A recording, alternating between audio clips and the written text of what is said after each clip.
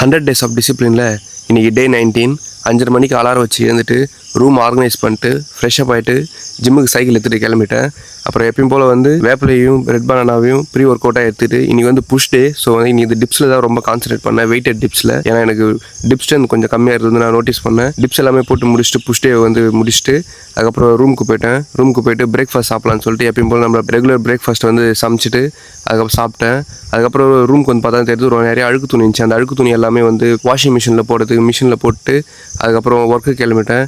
9 to 12 work முடிச்சதும் lunch சாப்பிட்டு lunch டைமில் ஃப்ரீயாக இருந்தப்போ மார்க்கெட் என்ன நடக்குதுன்னு சொல்லிட்டு மார்க்கெட் பார்த்துட்டு அதுக்கப்புறம் புக் படிக்க ஆரம்பிச்சிட்டேன். பட் ஒரு கட்டத்தில் நான் நோட்டீஸ் பண்ணதில் எனக்கு இந்த புக் கொஞ்சம் போரிங் ஆகிற மாதிரி இருக்குது. ஸோ அதனால் வேறு புக்கு ஸ்விட்ச் ஆகலான்னு சொல்லிட்டு யோசனை இருக்கேன். அப்புறம் திரும்பவும் 2 to 4 ஒர்க் முடிச்சுட்டு அஷ்டங்க யோகா பண்ணி ரொம்ப நாள் ஆகுதுன்னு சொல்லிட்டு அஷ்டங்க யோகா பண்ண ஸ்டார்ட் பண்ணேன். அஷ்டங்க யோகா பண்ணி முடிச்சுட்டு அதுக்கப்புறம் எப்பயும் போல் காலையில் பண்ண வேண்டிய பிராணாயாமாவையும் மெடிடேஷனையும் டைமில் இருக்கிறதுனால இன்றைக்கி ஈவினிங் பண்ணேன். அதை முடிச்சுட்டு அதுக்கப்புறம் இங்கிலீஷ் அண்ட் ஜெர்மன் லெசன் தான் பேலன்ஸ் இருந்துச்சு, பார்க்காம இருந்தது. அதையும் எல்லாமே பார்த்து முடிச்சுட்டு அதுக்கப்புறம் ரூமுக்கு ஸ்டீம்டு சிக்கன் சேர்த்து ரொம்ப பிடிச்சிருக்கு, ரொம்ப டேஸ்ட்டாக வரும். ஸோ ஸ்டீம்டு சிக்கன் செஞ்சு முடிச்சுட்டு அதுக்கப்புறம் நாளை நாள் என்னெல்லாம் பண்ணணும்னு சொல்லிட்டு அதை எல்லாமே ஷெடியூல் பண்ணி வச்சுட்டு படுத்து தூங்கிட்டேன். See you all tomorrow. Bye bye.